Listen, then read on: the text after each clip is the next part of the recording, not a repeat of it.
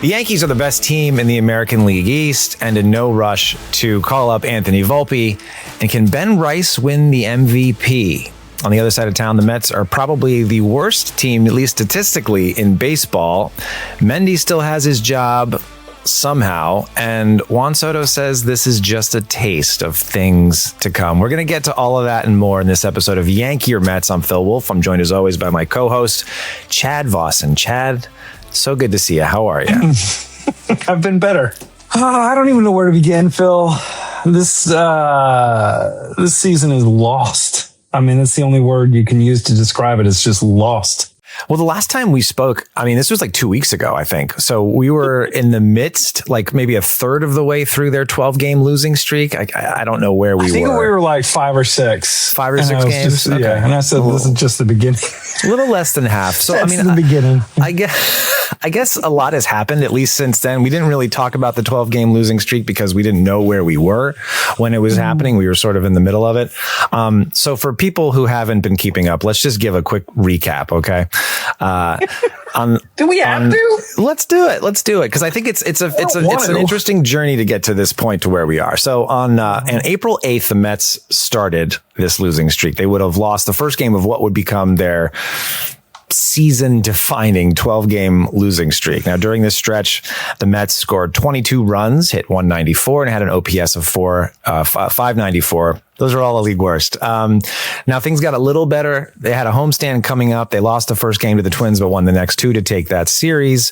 And this was supposed to be kind of like a get-right series for the Mets. They go home. They got 3 against the Twins, the Rockies, and the Nats. And so, they'd lost 12 in a row. But at the same time, you thought, okay, if they can just tread water, maybe gain some ground in these next, during this homestand, you might be in a good spot. So they took the next 2 from the Twins to win that series. And then they get swept by the Rockies. The Rockies. Now, this is not the same Rockies of, 5, 6, 7 years ago when they would just lose 100 games regularly. Maybe they lost 100 last year. I don't know. They're a better team. They're not better than the Mets. And this is a team I think the Mets had to win to beat handedly, and they didn't. They got swept. And then the Nats come to town, Juan Soto's former team.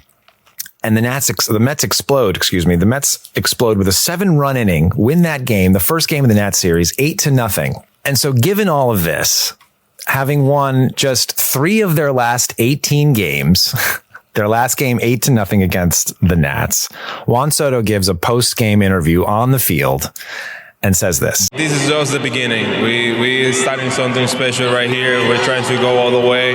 This is just a little taste of what it's going to be at the end. What has given you the confidence that this group has what it takes to get this thing turned around now? I mean, you just got to go from the top to the bottom. We have a great lineup. There's a lot of teams out there that would have loved to have a lineup like this. So I feel like we have all the talent on the board. What's your reaction to this? I mean, he's going to have to go from the bottom to the top. But he's a guy on a floundering team trying to give them hope. Whatever. I mean, it's better than him being like, well, this season's lost. I'm glad we played well today. Because I'm like, this season's lost. Like, they have 10 goddamn wins and it's May. 10. That's it. Like, I haven't wanted him. Like, I never wanted him on this team. He's on this team, and we have been a train wreck since he got here. Like, yeah, sure, you can say Mendy. It's the same idea with Mendy, although he was here an extra year. But there's one common denominator, and it's him.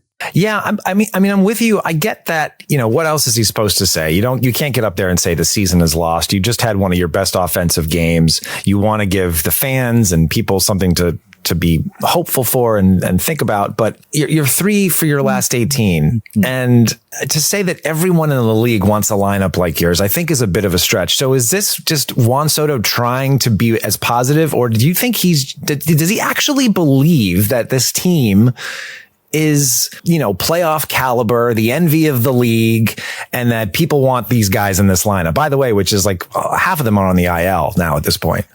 Oh, yeah. No, I mean, hopefully he believes that, right? Doesn't David Stearns, he sold him a bill of goods. He did. He's tried to sell, I mean, I have not been excited about this team all year. like in spring training, you asked me if I was excited, and I was like, not really. It's a bunch of mercenaries that like whatever. I mean, Soto's probably going to be, he's opting out, right? At this point. I mean, so like, doesn't that mean he's now going to be on the table? Because he has 1 year left. And then he, like, after this, I think before it's 1 year out. Or two. I don't remember. I thought it was the first 3. I thought he could opt out after 3, but maybe it's 4. Yeah. That's what I'm saying. After next year. After next year. Okay. Yeah. Okay.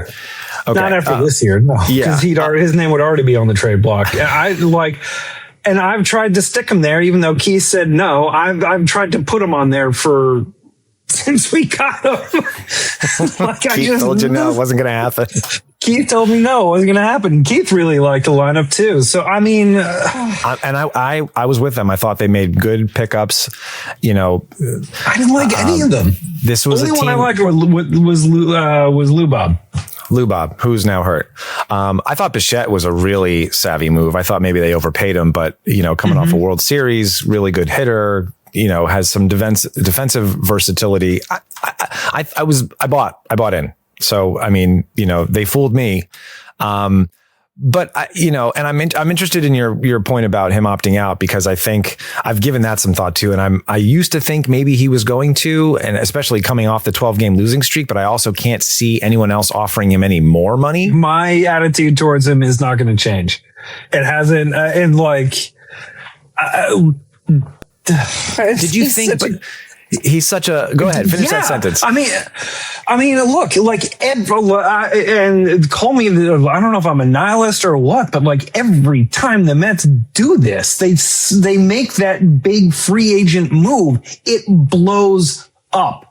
It blows up. Maybe Carlos Beltran is the only one that like kind of panned out, and he then turned into Zach Wheeler. So that was nice, but it just never works. It just doesn't. And granted, they didn't go like, it wasn't like the 91 Mets that, hardball is back, and they were, they signed Bobby Bowe. They signed, all these guys, to those like ridiculous contracts. They traded for Saberhagen and, all that junk. I'm literally speechless, because I'm not surprised that this is happening. This is why I didn't want Soto, because I've seen so many Met teams do this, just fall flat on their face. And this had all the signs like of falling flat on their face. I mean, they signed the quote unquote best player in baseball, record contract. If the guy's that good, how is the team that much worse? Mm-hmm.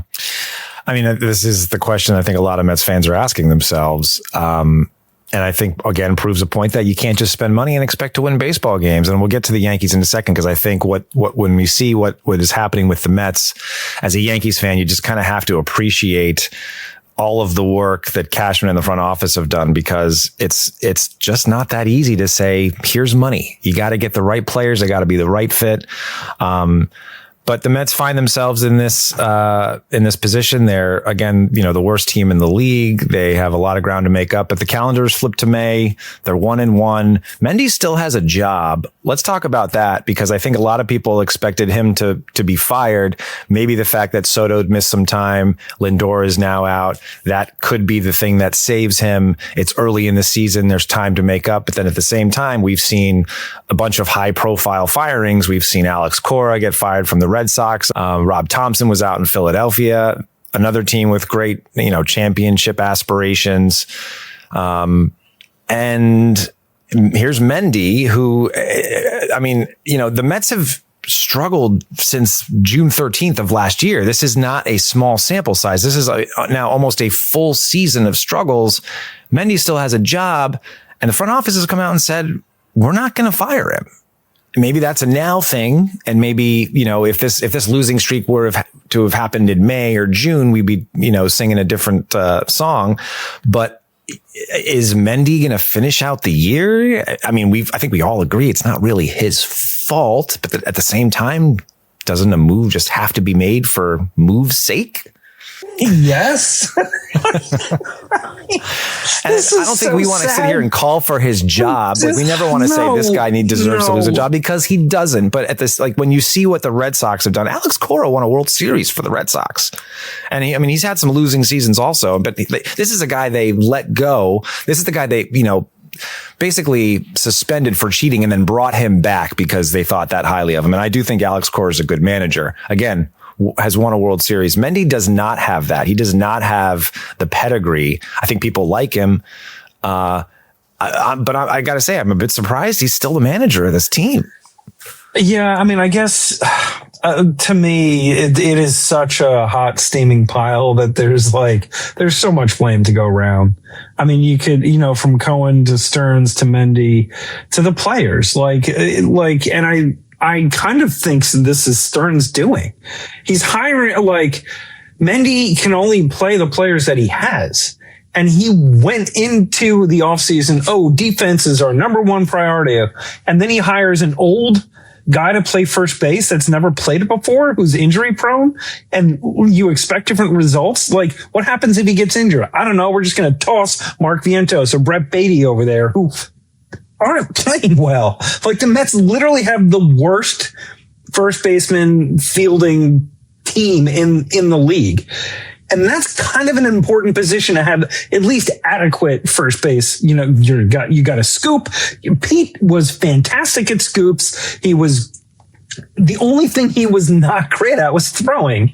And how often does the first baseman throw? Not that often. Granted, it's usually important when he does need to throw. But the guy was great at scoops. He made some good defensive plays, like on hot shots right at him. And then you're going to tell me Jorge Polanco's the answer?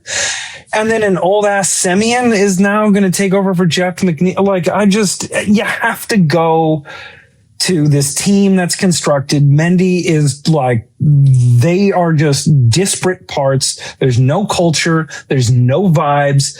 Maybe Soto is the reason for that. Maybe not. Maybe Lindor feuded with Nimmo. I don't know. And sure, then is that a manager thing? Yeah, because he's got to get these guys kind of rowing in the same direction. But he's put together such an odd collection of disparate parts that I'm not surprised there's lack of chemistry. And that chemistry is clearly translating on the field because they just look confused and they're going into games expecting to lose. And when that happens, you're done. This team is already defeated. And then, they find new ways to lose. And the only thing is I need that either player, I need Grimace, I need Jorge Lopez to toss his mitten to the crowd, because that happened in May. I think it was May 25th ish. And once that happened, it was the team meeting and the team took off from there. So maybe there's something, maybe it's Lindor coming back. I don't know. I'm tired of Juan Soto. I've been tired of Juan Soto. The guy never comes through when you need him to. I'm tired of all the Nats fans saying, wait until you see him in the clutch, because I've been waiting for a year and a couple months and I have yet to see it. And the pitching hasn't been terrible. Hasn't been good. Hasn't been good. It's not been good. Look at David Peterson. Look at Kodai Senga. ERA's above 7. They're awful. Those two are terrible. But Holmes, Peralta, and Holmes, Peralta, and McClain have all pitched okay. McClain probably the best. Peralta. Holmes is the best, the most consistent, right? Well, I think he hasn't probably given up the least amount of runs. McClain, I think, gave up 3 and 4 innings yesterday, so that's probably inflated his ERA a little bit. But for all intents and purposes, McClain is sort of been your ace. Holmes has been a rock. Mendy has tried a bunch of different stuff. He's shuffled the lineup. I mean, you have Alvarez now and hitting third. He started the season, I think, in the 8 or 9 hole. So he's been trying to do things. And to your point, he can only play the players he has. Carson Bench has been a disappointment, at least offensively. Lubob has not given you, the bat or games that you would have expected. Obviously, Soto missed a lot of time. They were already coddling him. There was something where he had already had 5 games off in the first 25 games. And he still gets hurt. Yeah. And but this is what happens when you just roll the dice on these wild cards. Jorge Polanco was old and had never played first and often injured. And Luis Roberts, he's been on the IL 9 times in 6 years. What does that tell you? What do you expect? He's going to go on in the IL. And what do you have as your backup? You have Tyrone Taylor, who I like, but that guy's he's not an everyday, he's a utility player. Yeah. He's a he's a fantastic fourth outfielder. Right. Not a starter. Not a starter. And, they find themselves in this position. I think in terms of Mendy, I don't know how you can fire him now unless this continues, because you've already come out and expressed your support at a point where, this is as low as the Mets have been in a long time. And so short of this continuing and losing the same percentage of games, I don't see how you let him go at the end of the year. I think you've already given him the support. And so maybe now you let him finish out. Is this the third and final year of his contract? And then he's a lame duck, which he's is a lame duck. He's just going to go. Probably why they're not firing him. Yeah. So, they want to see if he can maybe turn this thing around a little bit. And because he's Stern's guy, when Stearns lets Mendy go, if and when that ever happens, Stearns is next in the crosshairs, right? It's kind of an admission of guilt and saying, well, if it wasn't the manager, then it's me. So he's only got one shot to get this right, because if this new manager doesn't come in, whoever that may be, and turn it around, all fingers are going to point to Stearns. Most fingers point to Stearns now, as you've been saying. I think most fans think that this is Stearns doing, and they will accept Mendy being released because this is just the way it happens in baseball. Managers get fired, then the general manager. But I guess he's just hoping Mendy kind of turns this around, and maybe the Mets can get healthy and, turn the page, because April was just an abysmal month. On the other side of town, everything's coming up Millhouse. Yeah, everything's coming up Millhouse. The Yankees are statistically the best team, I think, in the American League, certainly record-wise. I would put them, all biased aside, or most biased aside, I would say they're probably the best team in baseball.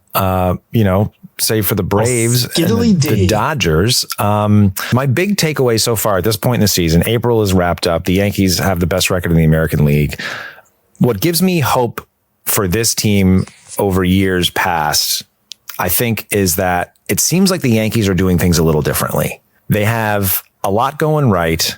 They have great pitching depth. Their bullpen could use some help, but they have an abundance of starting pitching, which will then translate to great bullpen arms, the deeper they get into the season and into the postseason. Some of those starters are going to be relievers.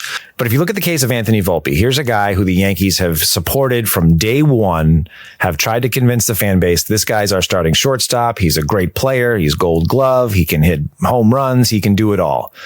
They defended him for 3 years despite declining statistics and numbers. Now he's hurt, or he was hurt. He's on his way back. He's eligible to come back, but the Yankees aren't rushing him back because they have a guy by the name of Jose Caballero at shortstop, and he's been playing really, really well on both sides of the ball. Now, if this were the Yankees team of last year, of 2024, I think Volpe gets the starting position as soon as he's ready. He's healthy. They put him in at shortstop because Volpe's their guy.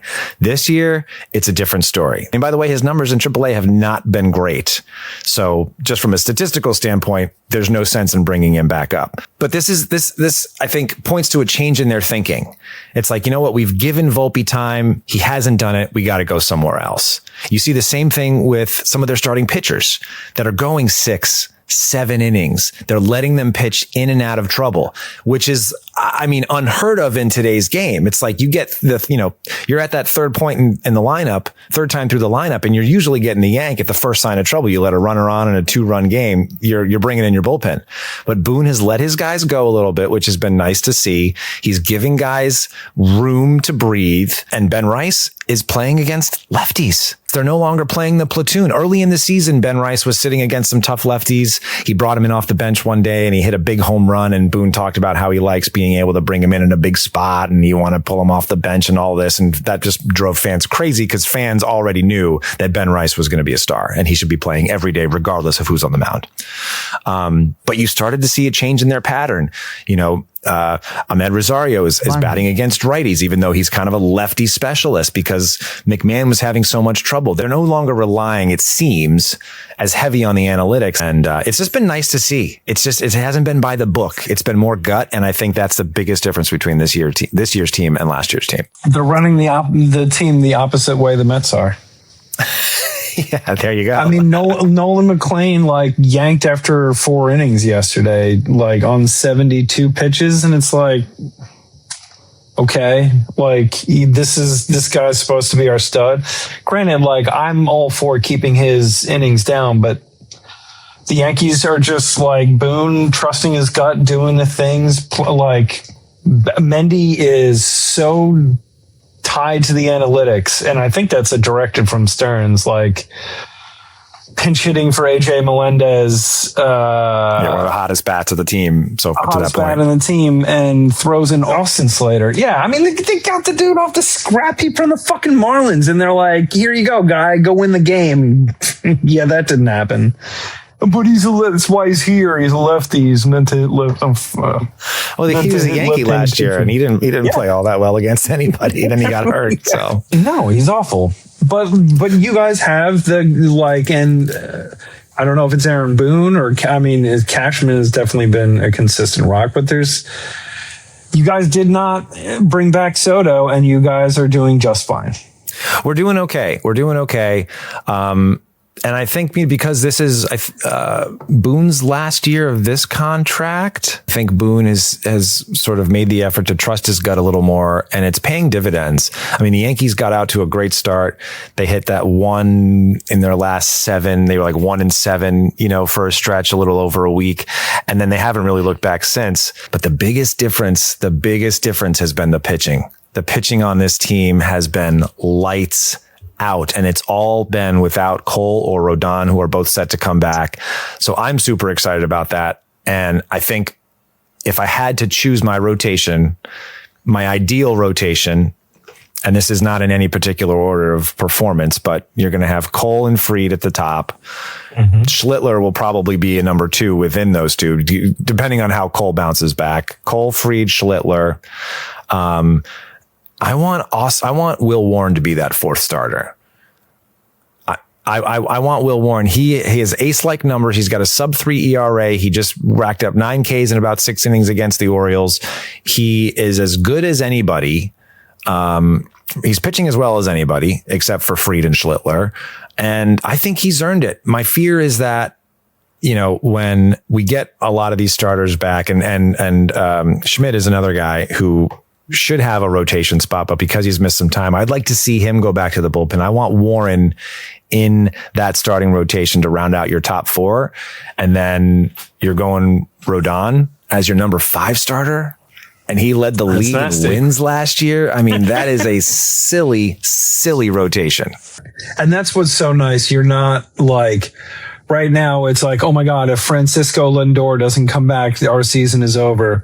Like, you have Cole sitting there on the sideline, and you guys are still the best team in the American League. You don't have to press them. You don't, there's been years past where it's like, oh, we got to get Clemens back from injury, or, oh, we got to get, whatever it is. You don't have to rush, especially pitchers back, because you don't want to be doing that. You want to take your time. You can ease them into games. You can let Cole go 3 innings in his first start if you need to. You don't have a do or die game where, oh my God, we're going to need 5 to 6 strong innings from him because our bullpen is completely taxed. It's that kind of thing. And you guys can ease all these guys back in because you have so much depth that the Mets said they had, but clearly do not. There he is. It all comes back to the Mets. But it does set up the Yankees well, because their biggest weakness is bullpen right now. And a lot of these guys you expect to find their way into the pen. And of course, you'll have the trading deadline, and I'm sure they'll pick up a couple arms. One move I'd like to see them make, and I'm sticking by this, is shipping Jazz. I don't think Jazz has a place on this team for the future. I don't know that, part of me kind of wants to see Volpe emerge as like a second baseman, because he's younger and controllable, and someone's going to have to pay Jazz at the end of this year, and that's not going to be the Yankees. I can't expect it to be the Yankees. So then we're playing the qualifying offer game, and then we all remember how well that went with Trent Grisham last year. We kind of got stuck eating $22 million that we had to pay him for 1 year, and he's been a sort of a shell of himself. I like a future infield where it's maybe Caballero, Volpe, and George Lombard Jr. up the middle and at third base. With those 3 players, I think you could probably put any one of those 3 at any one of those positions. and I think you'd be fine, which leaves Jazz the odd man out. If I could just take a second to talk about how bad he is at the ABS system. I mean, I'm not sure if you saw him challenge a pitch that was right down the middle. The umpire had to like look at him and say, "You're challenging that pitch?" I mean, it was right down the middle. And also the Yankees had a pretty commanding lead. And I think Jazz had hit a home run that game. He was starting to kind of find his way out of his funk. And so now he just thinks he's good enough to challenge a pitch that's right down the middle. And like, he looked at it at the scoreboard like, huh. Look at that. Oh, gee.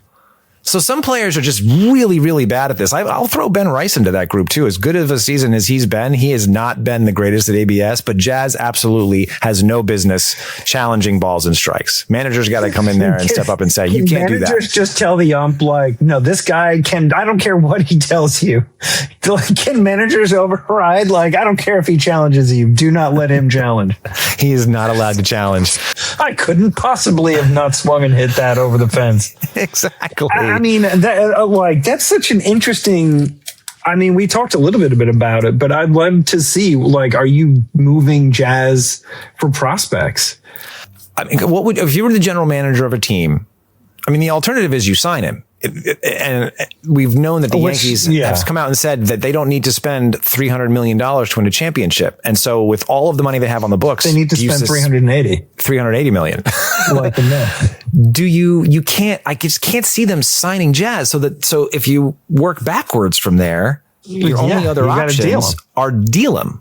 Or let him walk at the end of the year. Maybe he turns it around and like he ends up being a productive player that we all think he can be, at least during the regular season, because he's been a zero in the postseason. Mm-hmm. So you either finish the season with him at second, hope that he kind of turns it around so he, pads his stats, gets you a few wins during the season, or you ship him for something. Yeah, I mean, you're not selling high, but he still has the name and the pedigree and the personality to get something. Yeah. I mean, if I'm Cashman, I'm moving him relatively soon, like by the deadline, because it's rare that you get that. And I don't know what he's like in the clubhouse. I can't imagine he's, the glue that keeps this team together. I think the Yankees have plenty of other character people and he won't be missed in that clubhouse. So it's not like you're going to mess with chemistry by moving him. Because he's already kind of off to his, he's kind of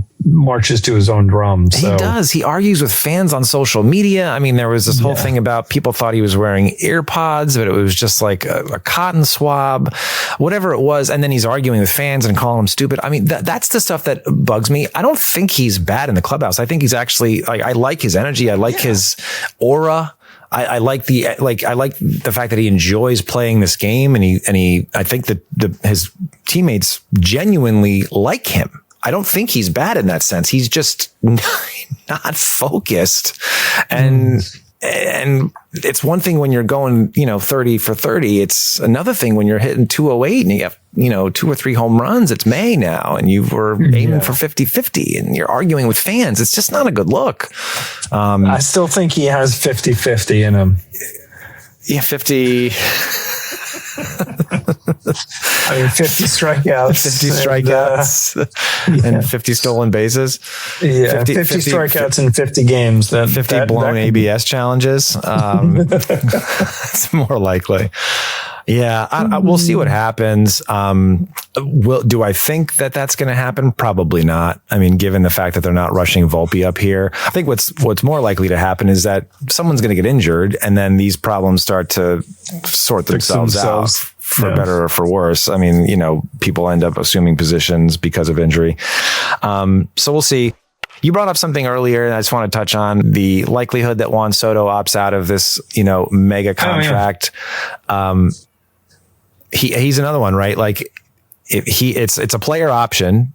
So is he going to opt out? Can he opt out hoping that someone else is going to end up picking up that level of money, or the Mets pay half the contract and someone else can pick up half, or that he just looks for a new contract altogether? I mean, what is going on, and what's the likelihood that he stays? Because given everything that I've seen, And like, he just feels kind of aloof to everything that's happening. I don't know that he cares about losing so much. I think maybe he's gotten his contract and that's it. He's just going to be a Met and collect his money. If I'm Stearns, I'm dealing him like at the end of the season. I'm like, no, you can deal him this year, but I don't like, what do you, then you gotta guarantee the contract or, just like working with him, like fine, go to the Dodgers or wherever the hell, you need to go find that. Yeah. Find that team that'll pay him. And then guarantee the contract, let him sort of re-up there. If I'm him, I got to go to I go to the Mets and be like, this is miserable. Like, you go through this season. If this season continues the way that it does, why would you want to stay? You came into a 500 team, and then you came into what could be like a 400% team. Like, why would you stay? And then if you're Stearns, and he has an opt out at the end of the year, you're having a long conversation with that guy and being like, dude, what's your, are you happy here? And you see what he says. This is just the beginning. Oh, is that what he says? It's just the beginning. I don't know. This is, and it's a self-inflicted wound. This is their problem. I honestly thought they should have spent that much per annum on other areas, like the starting rotation, anywhere. Yeah. Anywhere. I mean, if you're talking about blowing it up, and I think most teams in the Mets position would, you have two choices. You got to make a star like Soto. You can keep him and build around him, or just completely blow it up and try to find someone to take that contract. I just don't know who Juan Soto is now. I think that's the biggest question mark. It's like, I used to think like this guy really cared about winning and wanted to be on a winner, and legitimately thought the Mets were going to be that team. And in 24, the Mets were that team. I mean, if you're Juan Soto, yeah, granted you were just in the World Series, but the Mets weren't far behind. So, you add my talents to this team and you think that you can take them over the hump, but it's been a far cry from that 24 team. And since June 13th, everyone talks about June 13th, 2025. That was the beginning of this decline. And they just haven't been able to pull themselves out of it. No. But it looks like Mendy's going to keep his job, at least for the year, unless things just get so bad. And, they have any number of, injury excuses to Soto and Lindor to cover up, what has been, just a rough start for the Mets. It's not injuries. They were playing like garbage before the injuries.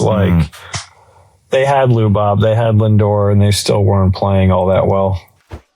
Speaking of your talent and your just amazing my talent, your personal talent, can Ben Rice win the MVP?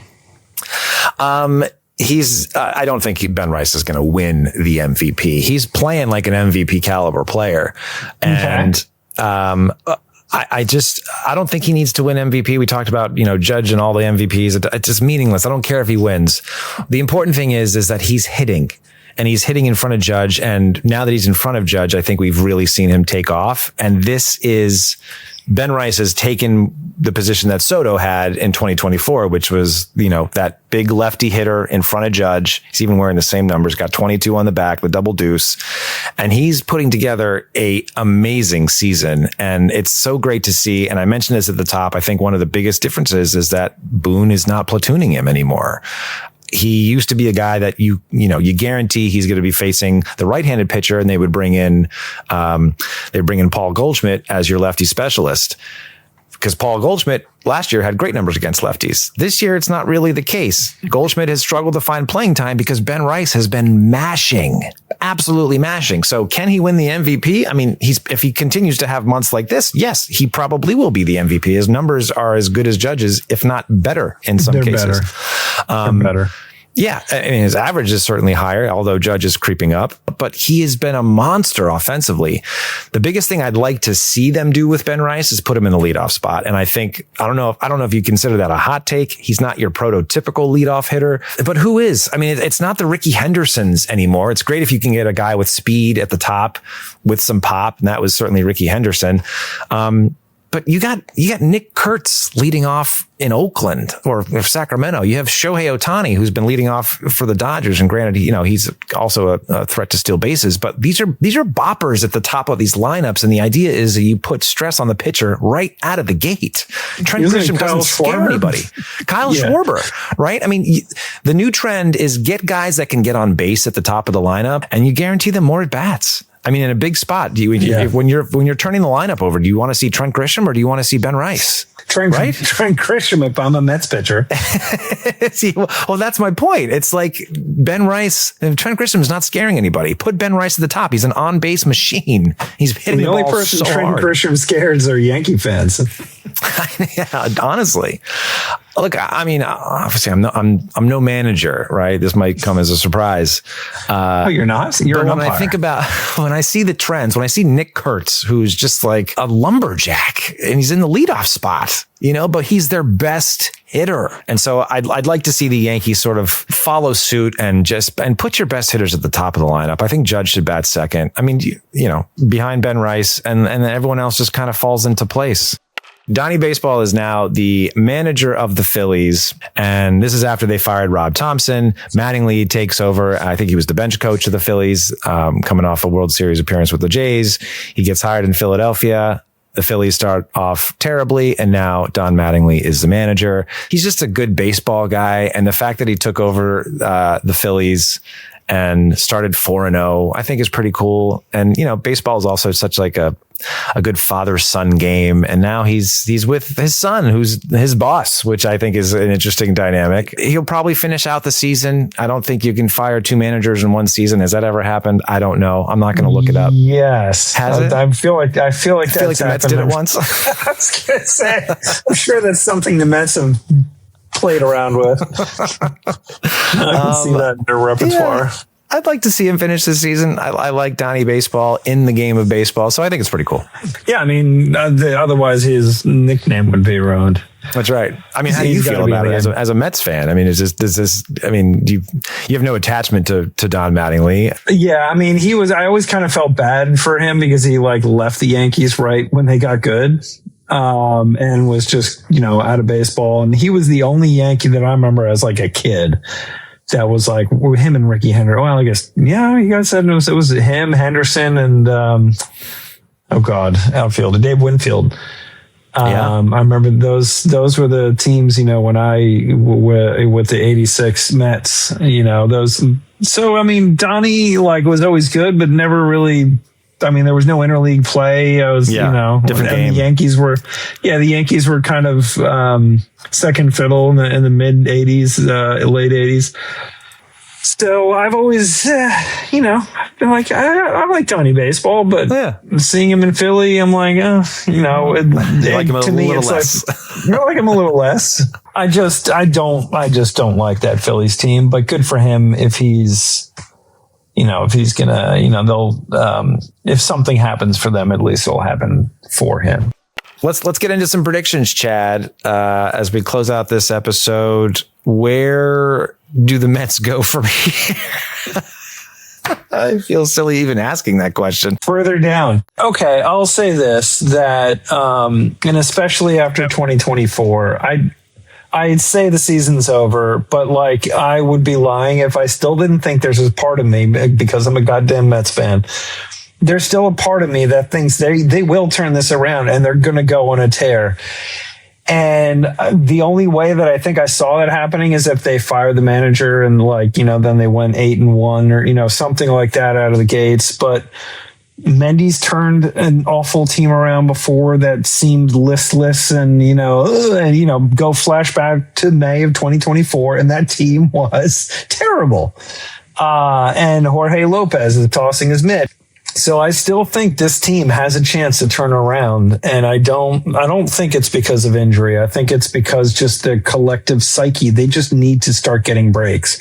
They need to start hitting with runners in scoring position, and they need to start winning these games that they're blowing because they can't make a defensive play. Or, I mean, Vientos yesterday, there was a liner right to him, and he literally just watched it go by his glove and turn into a double. It's stuff like that. And guess what? That's what happens when you put a third baseman at first. So there's no prediction in there. But do I think the Mets make the playoffs? Let's see. They got to get, what is it now? Probably like what? 85 gets you in, 85 wins. In the National League? Oh boy. You could probably I think get in. We were playing in the last game in the season and we were like 81 and 81 or something like that. Yeah. Like we had a chance. The bar wasn't very high. It wasn't. Teams in the National League have gotten better. I mean, every team in the Central has a winning record. That's even including the Pirates, who are in last place at 18 and 16. Oh, let's say 90. We'll do the traditional then 90 wins. I think 90 could do it. Yeah, 90 could probably do it. So I guess the question is, do I think the Mets are going 80 and 50? Ooh, it's a because tall that's bar. what they need to. That's what they need to do. They need to play 30 games over 500 to make the playoffs. I don't see it. You don't think they can do it, but I do agree that I think they're going to go on a tear, and there will be a moment in the season where fans start to believe that they can turn it around. And then they rip your heart out. And then they rip it right out from under you. My prediction is going to be, this is sort of an end of year prediction because I'm riding high on Will Warren right now, but I think Will Warren's going to win 20 games. This is, I feel like this happens. Like all of the focus gets put on, the hot, young, shiny new star. In this case, it's Cam Schlittler. And Schlittler's got a good case to win 20 games, but predicting that he wins 20, I think is a lot easier than, because he's just got the stuff. I think Warren is going to be the guy that is going to be stable through the rotation all year. He's going to end up in the rotation come postseason time. I think we're going to see, just because of the nature of who we have, additional injuries, and Warren his time in the rotation is going to come up in some big spots. He's going to play stopper because we've seen this Yankee team get streaky. I think he's going to win 20 games. I think if Boone continues to let him go deeper into games, 6 and a third, 6 and 2/3, maybe 7 innings, he's pitching with so much confidence now. And I don't think people are game planning for him like they do for Fried and Schlittler. So they don't see him coming, but quietly he's going to have maybe one of the better seasons I think we've seen in this rotation, and I think he can win 20 games. I think he can win 20 games. That's a bold take. On that note, we're going to leave it there. Make sure to follow us on Instagram, TikTok, YouTube at Yank Your Mets Pod. Don't miss an episode. Give us 5-star reviews, follow, subscribe, do all the fun stuff. For Yank Your Mets, my name is Phil. Chad, always a blast. Chad, this has been a lot of fun. Okay. Has it?